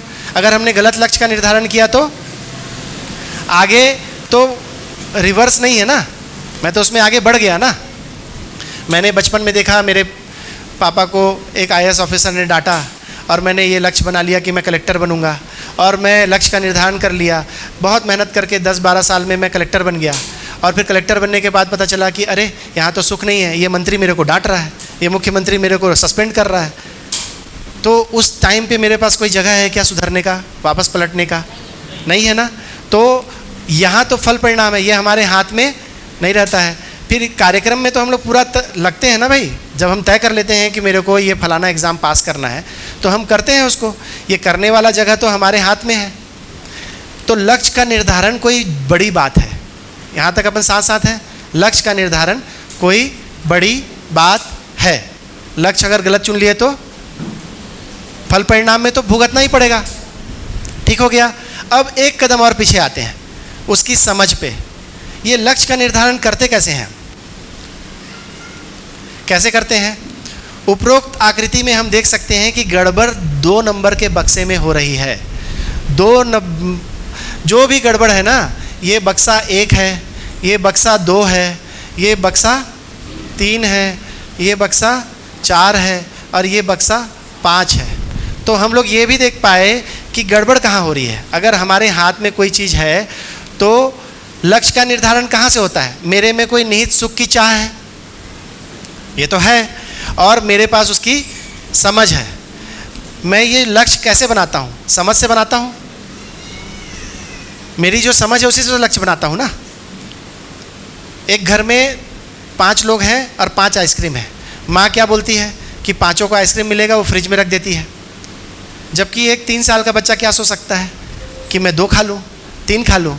समझ की कमी, वो बड़ी दृष्टि नहीं है ना उसके पास। उसके पास प्रिय हित लाभ की दृष्टि है, न्याय धर्म सत्य की दृष्टि अभी आने शेष है ना। मुझे ज़्यादा मिल जाए। तो समझ में आ रहा है स्वार्थ से परार्थ और परमार्थ की दृष्टि क्यों जरूरी है। तो लक्ष्य का निर्धारण करने को हम लोगों ने बड़ा माना हुआ है, जबकि हम ये देख पा रहे हैं कि ये लक्ष्य कैसे बनता है, यहाँ से बनता है। तो बक्से नंबर 2 में गड़बड़ी हो रही है, अर्थात मानव की समझ में कमी। पहला क्या है? कमी। दूसरा क्या है? अपूर्णता या फिर त्रुटि हमारे जीने में कई प्रकार की समस्याएं प्रकट कर रही हैं। ये हमारे को पहुंच गया बात, ये बात पहुंच गई। तो फिर अब ये बात हमको जब समझ में आ गई कि हमारी समझ में कोई कमी है, हमारी कोई पूर्ण समझ हमको मिल जाए, इसको हमने देखा कि जीवन विद्या का प्रस्ताव पूर्ण समझ का प्रस्ताव है। इसीलिए हम लोग ये 8 दिन का शिविर कर रहे हैं। हम लोग जो कुछ भी बात करेंगे ये पूर्ण समझ के रूप में बात करेंगे, ठीक है। तो पूर्ण समझ क्या है, उसको लक्ष्य का निर्धारण हम लोगों ने, अच्छा 1 मिनट इसको तय कर लेते हैं, नहीं तो फिर गड़बड़ हो जाएगा। यहाँ पे से फिर नया फिर मीनाक्षी आएंगी अगली स्लाइड से, है ना। तो क्या बात हुई? ये जो बात हुई इसमें 5 बक्से हैं। पहले बक्से में क्या है? मानव में निहित सुख की चाह। दूसरा उसकी समझ। तीसरा लक्ष्य का निर्धारण। चौथा लक्ष्य पूर्ति के लिए वो कार्य और व्यवहार करता है। और 5वां फल परिणाम। फल क्या बोल रहे हैं? जो मानव में समझ पूर्वक तृप्ति के रूप में होता है, समझदारी के रूप में, समझ के रूप में, संस्कार के रूप में। और परिणाम किसको बोल रहे हैं? ये जो कार्य करने से मिलता है, वस्तु या सुविधा के रूप में, ठीक है। अब वो सुख या दुख के रूप में होता है। यही हर आदमी पे लागू होता है। जीवन विद्या सुना हो नहीं सुना हो कोई फर्क पड़ता है? ये हमारा क्या है? आचरण का प्रक्रिया है। आचरण मतलब जो हम करते हैं, जो हम जीते हैं, परस्परता में जीते हैं। जो मैं जीता हूँ, जो मैं अपनी परस्परता में जीता हूँ, उसी को आचरण बोलते हैं ना, मानव का आचरण। तो जो आचरण है वो ये 5 बक्से में है। हमने ये भी देखा कि लक्ष्य का निर्धारण करने के लिए समझ महत्वपूर्ण है। क्यों? क्योंकि यहाँ पे 2 वर्ड और लिखे हैं। दृष्टि से लक्ष्य का निर्धारण होता है, विवेक पूर्वक लक्ष्य का निर्धारण होता है। ये जो समझ है वही विवेक पूर्वक लक्ष्य को सही डिसीजन लेता है ना। लक्ष्य का निर्धारण विवेक पूर्वक होता है, सही दिशा भी होती है। कई बार हम लक्ष्य सही चुन लेते हैं लेकिन टाइम गलत चुन लेते हैं, दिशा गलत होती है, गलत टाइम में वो लक्ष्य को हम पाना चाहते रहते हैं। जैसे हम 3 साल के बच्चे के अंदर ये डालते रहते हैं कि तुम बड़े होके इंजीनियर बनोगे, तुम पायलट बनोगे, तुम डॉक्टर बनोगे। वो टाइम उसका है ही नहीं, वो टाइम उसका है ही नहीं। वो टाइम क्या है? वो टाइम है उसको कृतज्ञता दिखाने का कि ये जो तुम रोज़ स्कूल जाते हो, कितने लोगों का सहयोग मिल रहा है इस स्कूल जाने में। टिफ़िन मम्मा जी ने भरा है, आपको मल मल के नहलाई है मम्मा जी ने, रोज़ नहलाती है। आप भूखे रहते हो तो मम्मा जी खाना खिलाती है ना। ये जो खाने में जो ये सब्जी बनी है, इसमें जो आलू है, ये पापा जी ने पैसे ला के दिए। उस पैसे से हमने दुकान से खरीदे, दुकान में कहाँ से आया, किसी किसान अंकल ने उसको उगाया है। ये जो संबंध की पहचान कराने का उम्र होता है 3 साल 4 साल 5 साल, समाज के प्रति कृतज्ञ हो जाए कि ये जो रोड नाली घर बिजली पानी, ये बिजली कहाँ से आ रही है, कितने लोगों के सहयोग से आ रही है। तो जो कृतज्ञता है, संबंध की पहचान है, वो राइट एज क्या है, 3 साल 4 साल 5 साल 6 साल। फिर उसको खुद से शरीर नियंत्रण हो, भाषा पे नियंत्रण हो, सहयोग की प्रवृत्ति आए। ये उम्र है 3 साल 4 साल 5 साल 6 साल 7 साल। फिर कोई टाइम पे उसको स्किल सिखाना पड़ेगा कि घर के वो काम कर सके, झाड़ू पोछा बर्तन खाना बनाना, माँ का सहयोग करना, भाई का सहयोग करना, स्किल वाले भाग। और फिर जब वो 7 8 9 10 कक्षा में आ गया, 9वीं 10वीं कक्षा में आ गया, तब उसको पूछते हैं कि तुम्हारा प्रवृत्ति किस साइड है, तुम साइंस पसंद कर रहे हो, आर्ट्स पसंद कर रहे हो, मैथ्स पसंद कर रहे हो, क्या पसंद कर रहे हो। तो उस टाइम पे उसके मन में जो है, जो उसकी प्रवृत्ति है, जिसमें उसको अच्छा लगता है, वो उसका भविष्य में वो क्या करेगा, उसको हम लोग हेल्प कर सकते हैं। परिवार पहले से उसको करता रहे तो बेहतरीन है, बहुत अच्छा है, जिस काम में वो लगना चाहे। तो हम लोग लक्ष्य का निर्धारण, जिसको कैरियर बोल रहे हैं, वो 10वीं के बाद 8वीं के बाद होना चाहिए। हम 3 साल के बच्चे को कलेक्टर बनेगा, डॉक्टर बनेगा और डॉक्टर बनेगा, हम एज तो हमने क्या किया, हमारा लक्ष्य तो हो सकता है सही हो, लेकिन हमारे में विवेक की कमी है। विवेक की कमी है मतलब टाइमिंग का पता नहीं है। तो ये कहाँ से आता है, विवेक और दृष्टि, समझ से आता है। तो सही समझ जरूरी है, ये हम प्रूव कर रहे हैं और मेरे ख्याल से प्रस्ताव ही है। आप लोगों को ये ठीक लगता है? ठीक लगता है, पूर्ण समझ जरूरी है। भैया कुछ बोलना चाह रहे हैं? चार्ट समझ में तो आया है, बाकी अब उसको हम भाषा, जैसे अपन छोटे बच्चों से बचपन में आपने और स्पष्ट कर दिया कि उनसे ये पूछना शुरू कर देते हैं कि बड़े होकर क्या बनोगे, या उनको एक लक्ष्य निर्धारण उसी समय से दे देते हैं जब वो बच्चे रहते हैं कि तुमको बड़े होकर ये बनना है। और लक्ष्य निर्धारण और सही समझ की जो उम्र है वो क्या होना चाहिए थी एक प्रकार से? सही समझ की उम्र, उसके माता पिता को समझदार होना चाहिए। उसका क्या उम्र है, माता पिता जो को उसको समझदार लक्ष्य दे रहा है होना वो मुद्दा है भैया। मुद्दा कहीं और है, आप बच्चे में ढूंढ रहे हो, बच्चे में कुछ नहीं है। पहली शिक्षा माता पिता से। माता पिता को पता ही नहीं है वो क्या लक्ष्य दे रहे हैं, कुछ भी पता नहीं है। वो तो रिक्शे वाले को देखता है, बोलता है मेरे को रिक्शा पसंद आया, मैं रिक्शे वाला बनूंगा। फिर 2 दिन बाद बोलता है आज हवाई जहाज़ देख लिया, मैं पायलट बनूंगा। तीसरे दिन पुलिस वाले को किसी को ले जाते हुए देख लिया तो बोलता है मैं पुलिस वाला बनूंगा। और उनके माँ बाप को कुछ पता ही नहीं है, वो बैठे हैं इसको डॉक्टर बनाना है, उनको खुद को पता नहीं है। तो ये जो पूर्ण समझ है ये बच्चे में होनी चाहिए। बच्चे में तो आएगी, वो जिएगा तो आएगी ना, वो इस प्रोसेस में हजारों बार घूमेगा। चेतना का विकास होना है ना उसके में। तो माता पिता के पास ये पूर्ण समझ होनी चाहिए। ये लिख भी देता हूँ, नहीं तो फिर पूरा गड़बड़ हो जाएगा। आप बोल रहे उसमें कब आएगा, उसमें नहीं, माता पिता में होनी चाहिए। तो ये बच्चे के लिए सार्थक है, नहीं तो फिर ख़त्म हो जाएगा। मान्यता से तो कुछ भी होता है ना। तो जिनके माता पिता अगर समझदार नहीं है, मजदूर वर्ग के हैं या दूसरे हैं, तो फिर वो बच्चों में समझ विकसित नहीं कर सकते। उनको यहाँ भेजना, अभ्युदय संस्थान शिविर। माता पिता को, बच्चों को, माता पिता को, बच्चे का क्या मतलब है? बच्चे क्या करेंगे, माता पिता डिसीजन लेते हैं, है ना। वो माता पिता ये क्या हो रहा है, ये माता पिता ही तो बैठे हैं यहाँ, बच्चे तो मजे में हैं, उनको तो समझ में नहीं आ रहा है हमारे माँ बाप क्यों पढ़ रहे हैं। उन लोगों को भाई हमारे पढ़ने की उम्र है, इनकी थोड़े ना वो पढ़ने की उम्र। यहाँ तो जो समझदार माता पिता भी वो आ गए, और जो बेचारे काम में लगे हुए वो कहेंगे हम कहाँ जाएंगे, हमारा काम कौन करेगा। हाँ ठीक बात है, उसको देखना पड़ेगा।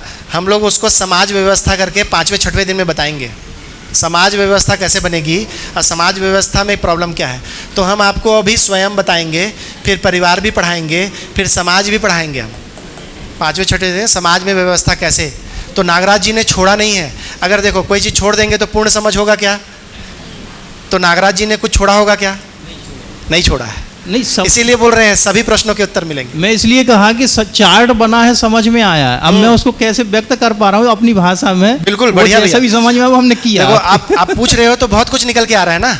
अगर किसी में और प्रश्न आ रहा है तो पूछिए। तो ये पूर्ण समझ कौन प्रस्तावित कर रहा है? ये जीवन विद्या का प्रस्ताव है, यही तो हम चार्ट में बताए हैं। तो मेरे को लगता है कि और किसी की शेयरिंग माइक में बोलिए भैया, माइक में दीजिए।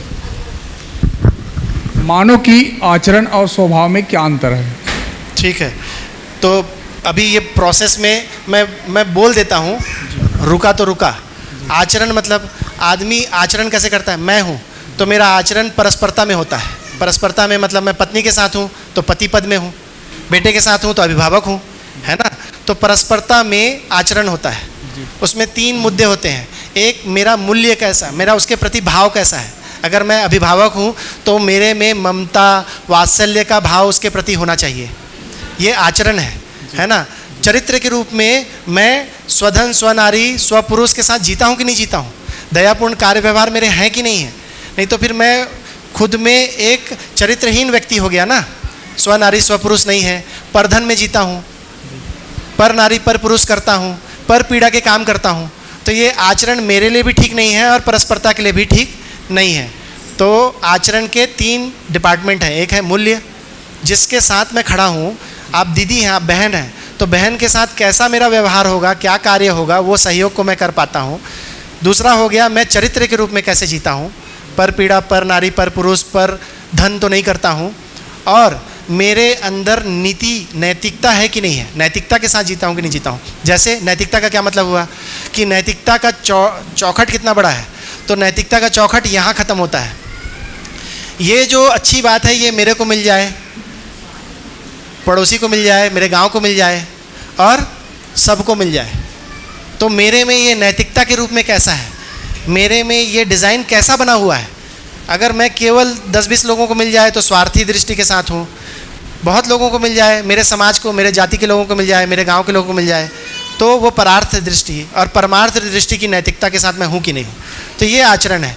तो मानवीय आचरण ये है कि मूल्य के साथ जीता है, चरित्र के साथ जीता है और नैतिकता के साथ जीता है।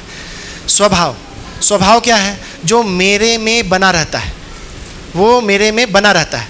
जैसे आप मित्र हैं, अब आप मेरे से मिलने आए तो हो सकता है आप मेरे को पसंद नहीं, मेरे से आपने पैसे उधारी लिए हैं, वापस नहीं दे रहे हो, मैं आपसे 10 बार मांग चुका हूँ और आप मेरे को नहीं देते हो।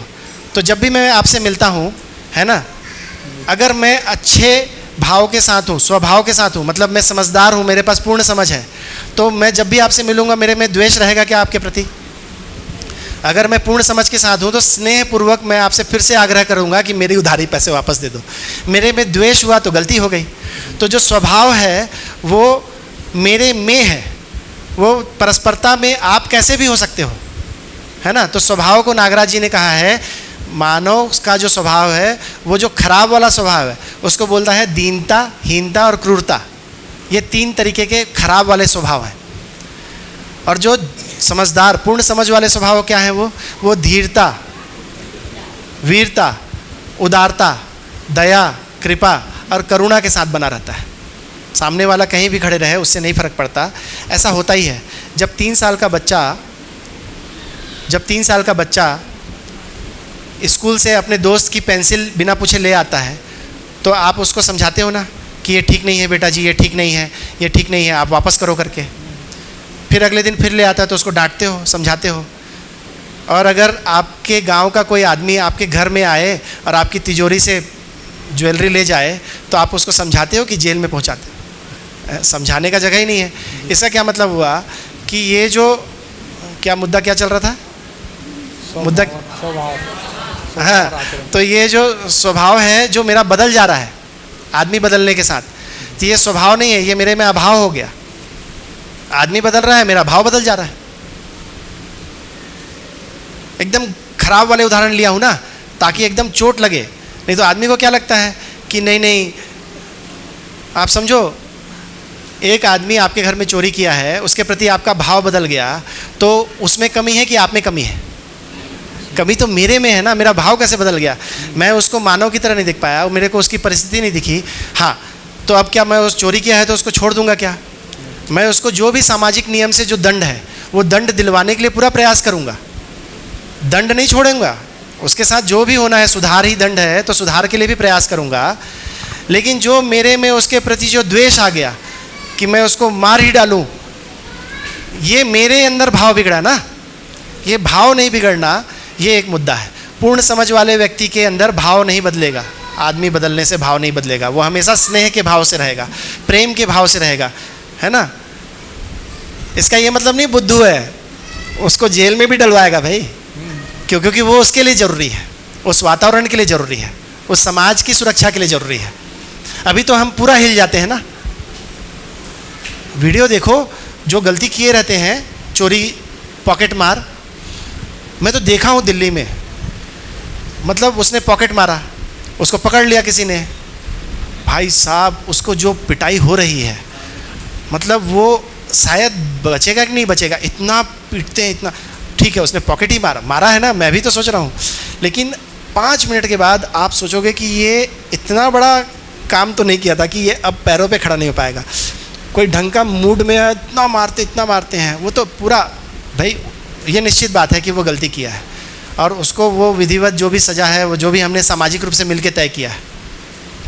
अगर हम लोगों ने मिलकर तय किया है कि चोरी किया, हाथ काट दो तो हाथ कटवाओ, लेकिन अंदर भाव नहीं बदलना चाहिए ना। ये जो भाव बदल रहा है ये मेरी कमी है। जो हमने तय किया है वो सामाजिक नियम है, हमने समाज में मिलकर तय किया होगा, सब बैठ के तय किए ना सभा विधि से, तो वो तो अपनी जगह ठीक है। लेकिन ये जो मेरे अंदर आंदोलन हो रहा है, मैं जो उसको बिल्कुल बुरी तरीके से हिल गया, फिर 2-3 मिनट बाद होश आता है उन सभी लोगों को। पता है क्या समस्या होती है? पूरा जो लोग मारे रहते हैं उनका हाथ दुखता रहता है और कई लोगों को चोट लगी रहती है मारने के चक्कर में, बहुत सारा गड़बड़ घोटाला। खैर वो मुद्दा नहीं है। तो हम लोग इसको स्थिर कर रहे थे कि ये जो उसकी समझ है, जो पूर्ण समझ है, ये नागराज जी ने दिया है, जिसको हम लोग जीवन विद्या कह रहे हैं, उसी लिए अभ्युदय संस्थान है। और हम सभी ये 8 दिन का शिविर क्यों कर रहे हैं? क्योंकि हम आपको ये पूर्ण समझ की सूचना देना चाह रहे हैं। तो मेरे को लगता है ये चार्ट आप में पक्का हो गया है, पक्का हो गया है। और कोई इसमें बोलेगा? कौन और बोलेगा? भैया आप लोग बोलो पीछे से, जो भी समझ में आया। दीदी आप बोलो, हाँ भैया बोलो, क्या समझ में आया बोलो, जो भी समझ में आया। अच्छा ये लोग संकोच कर रहे हैं, जो पहले बोलेगा, दीदी आप बोलो, दीदी से बोलवाओ, दीदी बोलो क्या समझ में आया। देखो जो लिखा है उसी को पढ़ देना है, और क्या है। हाँ क्या समझ में आया इस चार्ट में? मैं बोल रहा हूँ कि जो 2 नंबर का बक्सा है ना, वहीं गड़बड़ी है, उसी को ठीक किया जा सकता है ना। अभी तक हमने ये बोला है, आपको क्या समझ में आया? मतलब पूर्ण समझ होना जरूरी है और हमें पूर्ण समझ हो ही नहीं पा रही है। मान्यता पे हम ज़्यादा अटके हुए हैं। यहाँ पे ये जो मान्यता है, ये मान्यता है ना। हाँ, मान्यता सही हो रही है तो हमको लग रहा है सुख मिल रहा है, और मान्यता गलत हो रही है तो हमको दुख मिल रहा है। और मान्यता में सही भी हो सकता है। हाँ, मान्यता में सही भी हो सकता है, इसीलिए कभी सुख कभी दुख, कभी सुख कभी दुख। जबकि मानव ऐसा है क्या? मानव कैसा है? हम लोगों ने कल बात करी, मानव का समस्त प्रयास निरंतर सुख के लिए। और उसी को तो हमने बोला अजीब विडंबना है। याद है मैंने लिखा था, ये तो लिखा है विडंबना। हाँ। कि हमको ये पता है कि हमको निरंतर सुख चाहिए, फिर भी हम लोग कभी सुख कभी दुख में फंसे हुए हैं।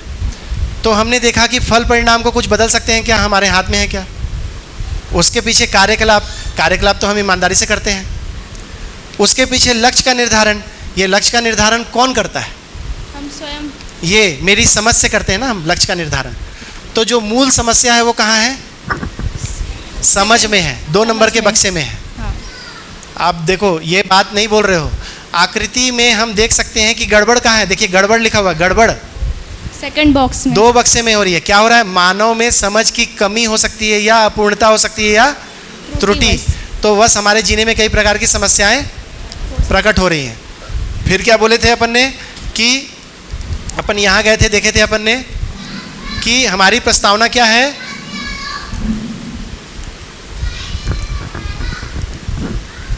ये हमारी प्रस्तावना क्या है? ऐसी कोई पूर्ण या सही समझ होगी च नहीं, ऐसा हमने बोला। और फिर हम बोले हमने तो काट दिया। आप सोचो क्या एज है आपकी? 30? नहीं, 28। 28 साल हो गया। आप बताओ, आप इतनी बड़ी ज़िंदगी जिए हो, इतनी पढ़ाई भी किए हो, आपको क्या लगता है ऐसी कोई पूर्ण सही समझ नहीं होगी जो ये निरंतर सुख की? क्योंकि आपने किसी को देखा अभी तक निरंतर सुखी होते हुए? नहीं, आज तक तो नहीं देखा। तो ये प्रश्न आपको बन रहा है कि नहीं बन रहा है कि ऐसी कोई पूर्ण या सही समझ होगी कि नहीं? सबका सुख अपना अपना, वो भाई तो हाई बोल रहा है ना, सबका सुख अपना अपना, खाओ पियो ऐश करो। हाँ। निरंतर सुखी नहीं हो सकते, कभी सुख कभी दुख चलेगा। यही तो है ना, हम बोल रहे हैं हमने इसको काट दिया, अभ्युदय संस्थान ने इसको काट दिया। हम क्या बोल रहे हैं? ऐसी पूर्ण या सही समझ तो है। आप लोगों को समझ में आ रहा है? ऐसी पूर्ण समझ तो है, लेकिन अभी तक मानव जाति उसे खोज नहीं पाई है। और अभ्युदय संस्थान क्या बोल रहा है? उसका नाम क्या है? जीवन विद्या। जीवन विद्या। नागराज जी हमको बता रहे हैं, हम आपको बता रहे हैं। क्या बोल रहे हैं? जीवन विद्या सहअस्तित्ववाद एक ऐसी ही पूर्ण समझ का प्रस्ताव है। तो अब है हमारा चार्ट पूरा हो गया कि नहीं हो गया? भाई हम में निहित सुख की चाह क्या है? निरंतर सुख। और हमने लक्ष्य बनाते हैं, लक्ष्य किस आधार पे बनाते हैं? हमारी समझ के आधार पे। और ये समझ में पूर्ण समझ और एक मान्यता। मान्यता में अगर चलेंगे तो वो हमारा नहीं है, वो माना हुआ है, इसीलिए समय के साथ वो बदल जाता है। भाई आप बड़ी मुश्किल से कलेक्टर बनते हो और एक दिन एक मंत्री आता है और आपको सस्पेंड कर देता है, मुख्यमंत्री आपको टर्मिनेट कर देता है। उस दिन 10 साल बाद आपकी मान्यता बदल जाती है। आप बहुत मुश्किल से पैसा कमा के ज़मीन खरीदते हो, उसमें एक सुंदर घर बनाते हो और सिर्फ 2 साल बाद पड़ोसी उससे बड़ी बिल्डिंग बना देता है। पूरी मान्यता क्यों? क्योंकि हमने गलत जगह अपने सुख को रखा हुआ है। कहाँ रखा हुआ है? रोटी, कपड़ा, मकान, गाड़ी, घोड़ा, रूप, पद, बल और धन में। पहले दिन बात हुई थी, रूप, पद, बल और धन में हमने अपनी सुख को रखा हुआ है। पहले दिन नहीं आए थे बहुत लोग, ठीक है। तो हम बोल रहे हैं कि जीवन विद्या सहअस्तित्ववाद ऐसी पूर्ण समझ का प्रस्ताव है और ये जो उसकी समझ है वो हम बोल रहे हैं कि ये पूर्ण समझ से सब कुछ सही हो जाएगा, निरंतर सुखी हो जाएंगे। ये चार्ट समझ में आ गया? और कोई जोड़ेगा? सोनू भैया आप जोड़ो, 2 माइक दो भैया को। ये नहीं समझ में आएगा तो हमारा अगला एफर्ट ही नहीं जाएगा ना जी। हाँ, मानव में मूल चाहत सुख की निरंतरता, उसके लिए उस समझ से ड्रिवन होता है। समझ अभी 99% मान्यता से, और मान्यता माने केवल मान के चल रहे हैं। और मान्यता भी, जो मान्यता हमने जान ली वो फिर पूर्ण समझ में आ जाएगी। बिल्कुल। मान्यता सही भी हो सकती है, गलत भी हो सकती है। जिस समय स्वीकृति, जिस समय जो सही लग रही है उस समय तो वो सुख, उस समझ से सुख मिल रहा है। वही मान्यता, वही समझ जब टूटती है तो दुख मिलता है। इसके लिए दृष्टि विवेक पूर्वक, ये यहाँ समझ में थोड़ा नहीं दृष्टि है। हमने अभी अधूरा रखा है। हाँ। क्योंकि प्रिय हित लाभ की दृष्टि से चलते हैं, मैंने हाँ, बताया था। ध्यान में आ गया। और ध्यान में। न्याय धर्म सत्य का दृष्टि भी चाहिए उसमें। हाँ। और न्याय धर्म सत्य क्या है ये मैंने बताया, स्वार्थ से अधिक परार्थ और परार्थ से अधिक परमार्थ। ये दृष्टि अगर नहीं होगी तो वो सर्व सुख की दृष्टि ही नहीं होगी, तो वो पूरा नहीं पड़ेगा। आज पूरा पड़ेगा, अगले साल कभी हाँ। टूटेगा, है ना। तो अभी लक्ष्य का निर्धारण भी प्रिय हित लाभ की दृष्टि से ही हो रहा है। हाँ, मतलब उसकी समझ से हो रहा है। हाँ, उसकी समझ से हो रहा है। ये समझ में ही गलती है, समझ में ही गलती है। पूर्ण समझ चाहिए, पूर्ण समझ चाहिए। ये प्रस्ताव है कि पूर्ण समझ अभी मानव जाति को नहीं खोज पाई है। हम बोल रहे हैं कि वो जीवन विद्या है। हाँ, ये ठीक है? प्रस्ताव है। हाँ ठीक है, ठीक है, बस बस बस। अब मेरे को लगता है कि मीनाक्षी आ रही है कि बोलेंगी कि आप ही कर दो। मैं कर देता हूँ, क्योंकि इसके बाद फिर हम लोगों को अगले सेट पे आना है। तो हम लोगों ने देखा कि ये जो बॉक्स 2 है यहाँ गड़बड़ है, बॉक्स 2 में गड़बड़ है। सब लोग सहमत हैं? ठीक है।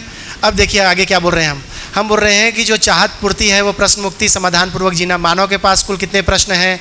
तो बिना जांचे ऐसा प्रतीत होता है कि प्रश्न तो अनंत है। भाई पूर्ण समझ के लिए प्रश्न पूछेंगे ना हम, भाई मेरे को समझना है तो मैं पूछूंगा आपसे प्रश्न। तो हमको पहले क्या लगता है कि प्रश्न कितने हैं? अनंत हैं, ठीक है। तो हम बोल रहे हैं कि संपूर्ण मानव जाति के मूलतः 2 ही प्रश्न हैं, अनंत प्रश्न नहीं है। हमको पूर्ण समझ चाहिए। भाई मेरे को कोई चीज़ समझनी है तो मैं प्रश्न पूछूंगा ना आपसे। तो हमको लग रहा है बहुत सारे प्रश्न पूछने पड़ेंगे आपसे, हमसे। हम बोल रहे हैं आपके मूलतः 2 ही प्रश्न हैं। पहला क्या है? क्यों जीना, मतलब मानव की मूल चाहत क्या है, मानव की मूल चाहत क्या है। और दूसरा कैसे जीना, अर्थात मूल चाहत की पूर्ति की विधि क्या होगी, कैसे मिलेगा। भाई मेरा मूल चाहत सुख है और मुझे कैसे मिलेगा, वही तो पूछना है कि कैसे। हम लोग ये तय कर चुके हैं ना, हमारा मूल चाहत निरंतर सुखी होना है। तो ये क्यों जीना तो पता चल गया हमको 2.5 दिन में। तो किसको कलेक्टर बन के जीना है। निरंतर सुख के लिए जो भी करना पड़ेगा मैं करूंगा ना। तो अब एक बात आई क्या बात आई कि ये जो हम लोग जो लोग लिखते रहते हैं ना, वो लोग दूसरी दुनिया में रहते हैं उस टाइम के लिए ना, बहुत दूसरी दुनिया में।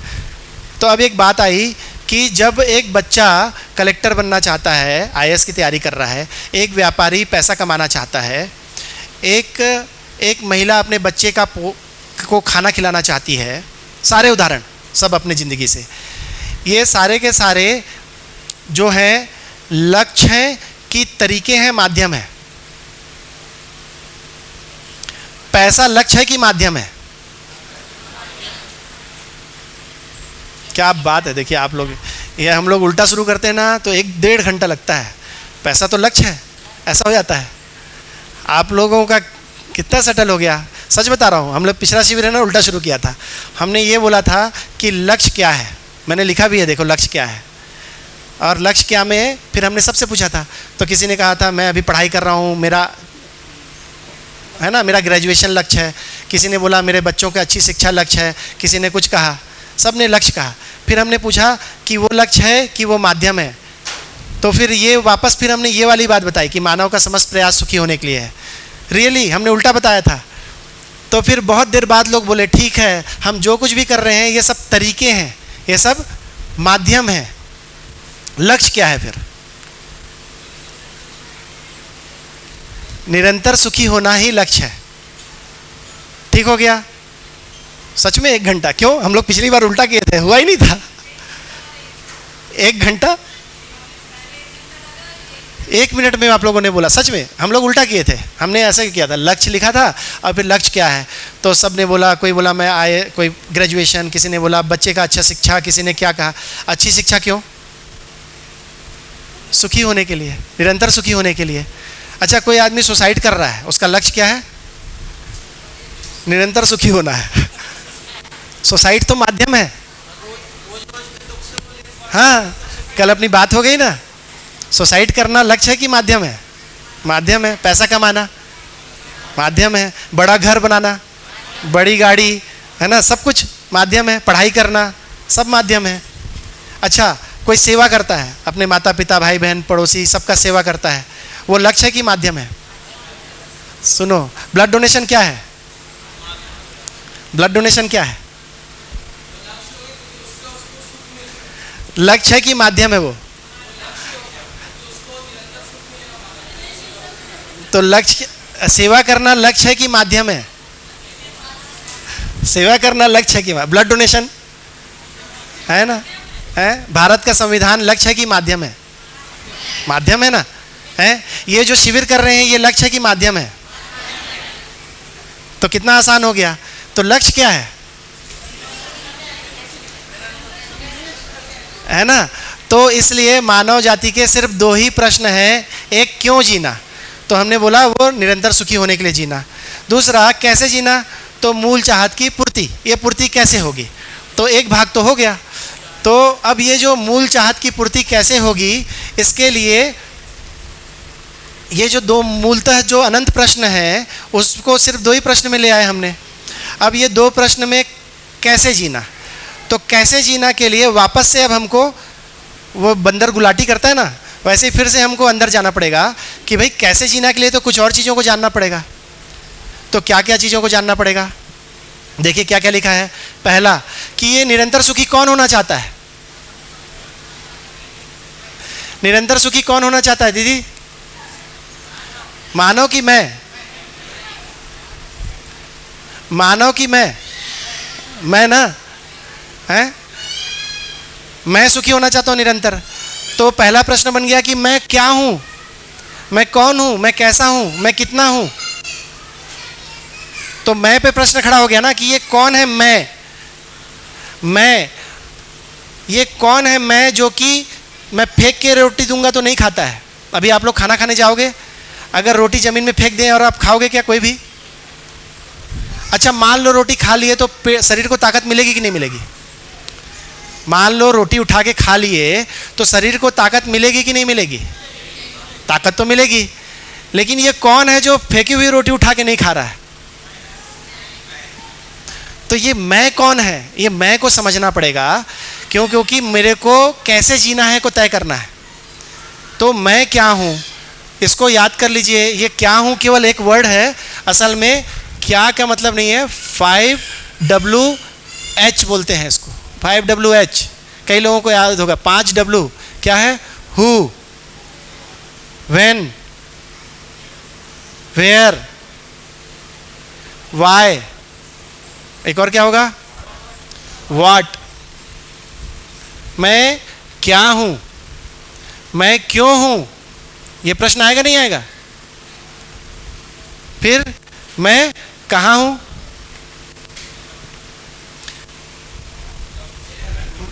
मैं कब हूं, मतलब ये बोलेंगे मेरी स्थिति क्या है, मेरी स्थिति क्या है, मैं समझदार हूं, नासमझ हूं, गधा हूं, नालायक हूं क्या? ये भी तो मेरे को पता चले पहले। मैं कहां खड़ा हूं, तो मेरे चेतना का, मेरे जागृति का क्या स्तर है और मेरे को कहां पहुंचना है ना? और मैं कौन हूं, तो कौन को देखेंगे तो मैं कैसा हूं भी आएगा इसमें, है ना? मैं कैसा हूं, मैं हूं। ये पेन है कि नहीं है? है। मैं हूं, मैं हूं, मैं चंद्रशेखर, मैं हूं। ये मेरा हाथ चंद्रशेखर है क्या? ये उंगली, ये नाखून क्या है मेरे में? मैं कौन है? चंद्रशेखर कौन है? मेरे पैर हैं, मेरा पेट है, मेरी आंखें हैं, क्या है? चंद्रशेखर कौन है मेरे में? तो उस तरीके के प्रश्न आएंगे। तो हु, कौन, कैसा, व्हेन, कब, मेरी स्थिति क्या है, वेयर, मैं कहाँ हूँ, मैं कहाँ हूँ, क्यों हूँ, कैसा हूँ। और डब्लू का तो ये हो गया 5। और एच का क्या मतलब होता है? हाउ, हाउ, कैसे, मैं कैसे हूँ। भाई मैं ऐसे उड़ के आ गया क्या? मैं हूँ तो मैं तो हूँ ना, तो कोई चीज़ है तो वो कैसे है? ये पेन है तो कैसे है? किसी दुकान से आई है, दुकान में कहाँ से आई? किसी फैक्ट्री से, फैक्ट्री में कहाँ से आई? किसी आदमी को था कि इससे वो स्वावलंबन करेगा और पैसे कमाने के लिए उसने प्लास्टिक और वगैरह वगैरह चीज़ों को जोड़ा। ये मैं जो है वो कैसे है?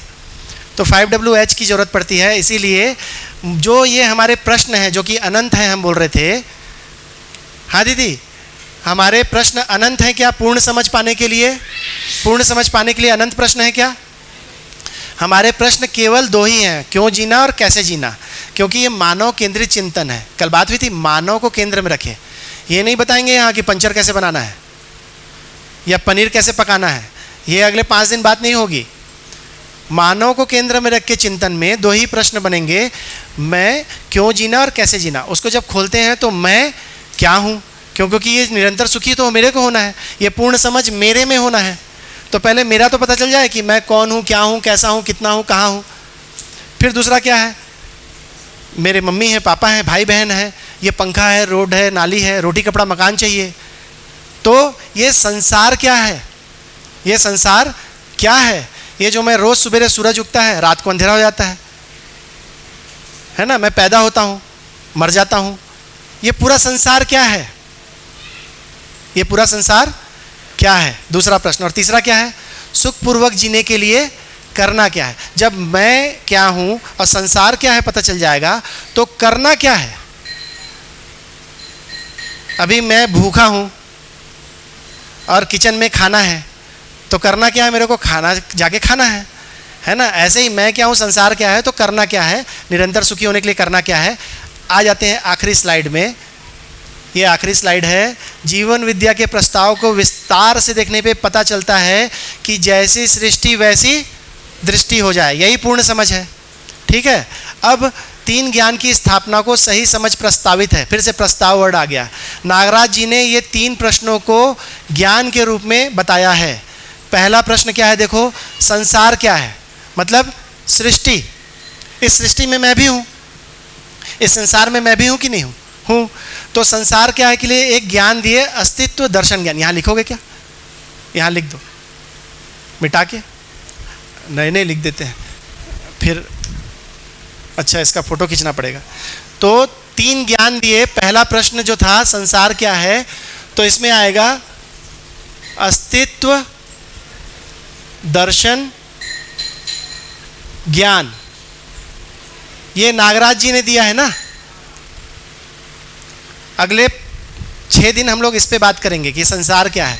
उसके लिए उन्होंने अस्तित्व दर्शन ज्ञान बताया है, इसको हम डिटेल में करेंगे। फिर उसके बाद क्या करेंगे, मैं क्या हूँ, क्योंकि मेरे में दृष्टि है, तो मैं क्या हूँ, कैसा हूँ, कितना हूँ, क्यों हूँ। तो उसको क्या बोल रहे हैं, खुद को मैं को जीवन बोल रहे हैं नागराज जी। तो जीवन ज्ञान, ये दूसरा हो गया मैं के लिए। और तीसरा क्या बोल रहे हैं, सुखपूर्वक जीने के लिए करना क्या है, उसको क्या बोले हैं, कठिन शब्द है, मानवीयतापूर्ण आचरण ज्ञान। मानवीयता, मैं ना मात्रा देखने जाता हूँ।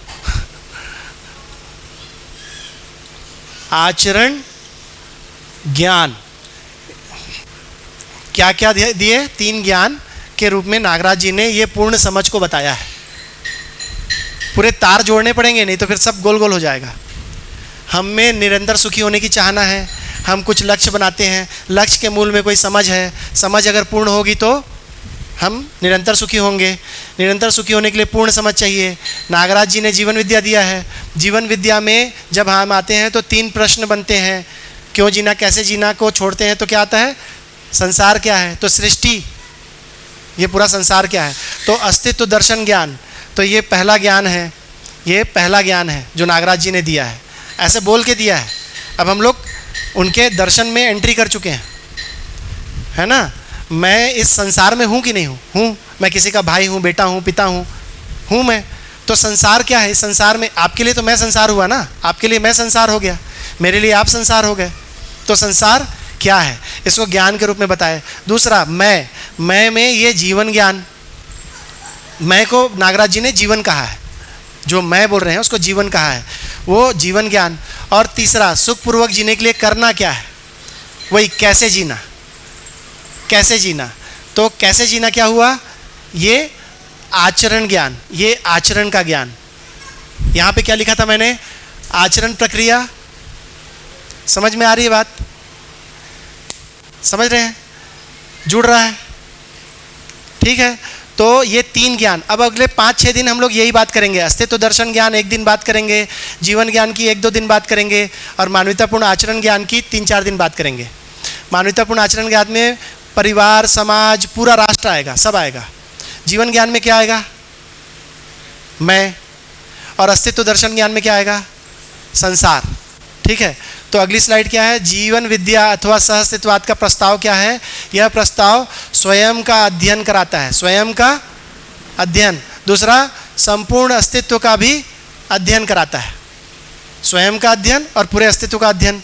उसमें क्या होता है, यह एक अनूठा अध्ययन है। देखिए क्या लिखा हुआ, अनूठा अध्ययन है, जो कि समग्र अस्तित्व को समझने में हमको सक्षम करता है, हमको पूरे अस्तित्व को समझने में मदद करता है। ये 4-5 दिन में आप लोग पूरी तरीके से इतने खुश हो जाने वाले हो कि ये छोटी मोटी बात नहीं है, अनूठा अध्ययन है। यह प्रस्ताव मनुष्य और प्रकृति के बीच में सामंजस्य और तृप्ति, ये सब को लाने का प्रस्ताव है।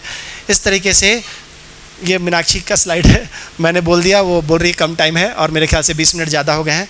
तो अब हम लोग आएंगे और इस पे बात करेंगे, अस्तित्व दर्शन ज्ञान, जीवन ज्ञान और मानवतापूर्ण आचरण ज्ञान। आने के बाद कितने बजे, 3 बजे आएंगे और फिर मीनाक्षी इसको ओपन करेंगी, ठीक है। तो सभी को नमस्ते। दूसरा, बच्चे लोग बहुत खाना जूठा छोड़ रहे हैं, तो वो लोग खाने को नियंत्रित लें ताकि जूठा ना छूटे, किचन टीम से आया है। और दूसरा क्या था, बर्तन की सफाई बच्चे बहुत अच्छे से नहीं कर पाते हैं ना, तो थोड़ा उसको मॉनिटर कर लीजिए और उसको थोड़ा अच्छे से करने की, क्योंकि वो बच्चे ही हैं, उनके हाथ छोटे छोटे हैं, ठीक है। तो एकदम 3 बजे मिलते हैं, 3:10 पे मत आइएगा, ठीक है। और 2 लोगों का स्पेशल क्लास होना है, आप दोनों का स्पेशल क्लास होगा, है ना भैया दीदी, वो सोनू भैया, आप मिल लो, टाइम सेट कर लो।